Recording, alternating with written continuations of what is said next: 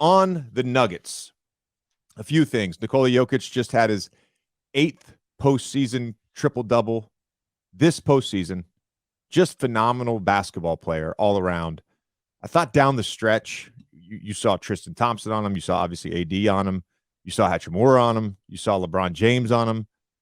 His ability to score against size is very impressive. And he had a tough one on Anthony Davis to go up 113, 111 towards the end of a shot clock, drove by him, split Dennis Schroeder, and scored. The tough fall away 3 off one leg, second time this series that he's done that over Anthony Davis. So just the shot making against really good defense. And then the other thing with the Nuggets, which I keep harping on, I haven't seen a team really find an answer to Nikola Jokic and Jamal Murray in the two-man game. We talked about this morning on Old Man and the Three Things. From game 3, where down the stretch they're running inverted pick and rolls, Murray screening for Jokic. They score 3 times off of that. They run chase action where Jokic throws the pass and then goes and gets it from Murray. That's what Murray does with Jokic. It's dribble handoffs. It's pick and rolls. Those two just find a way, the intelligence level. And we saw that, they had a tough bucket down the stretch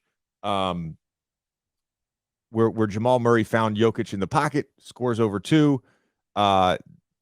Jokic finds Aaron Gordon on a slip pass where he's trying to get a rip screen on, or Jamal Murray's trying to get a rip screen on him. I just think the execution overall from the Denver Nuggets is excellent. And my question that I would pose to you guys, our viewers, our listeners, anyone who has watched the Eastern Conference, I don't know that the Miami Heat, I don't know that even the Boston Celtics, I don't think they're going to come back, but I don't know that they have the size for this Denver Nuggets team. Now, look, if it ends up being Miami, I'm not discrediting or doubting the Miami Heat and Eric Spoelstra and Jimmy Butler and the team that they have right now, playing with a lot of confidence, a lot of toughness, all that stuff. The size thing worries me a little bit with the Miami Heat, because I ultimately think that's what it'll end up being. A couple guys I do want to shout out. Aaron Gordon, a supreme game from him. 22 points, 6 rebounds, 5 assists, 2 blocks, and then 2 huge stops down the stretch. Lakers call timeout with 3 or 4 seconds on the shot clock. They have it over in the corner. They get the ball to LeBron. They run a keep action. Gordon doesn't fall for the keep action. It's the old Draymond Green dribble like a dribble handoff. No, I'm going to keep it and go. He stays right with him, forces a tough one-legged fall away that hits the side of the backboard. And then, of course, the last stop, with some help from Jamal Murray, who came over and got his hands on the basketball as LeBron was going up. But I just thought overall Aaron Gordon was phenomenal. 3 threes as well. Hit a big one there in the fourth quarter.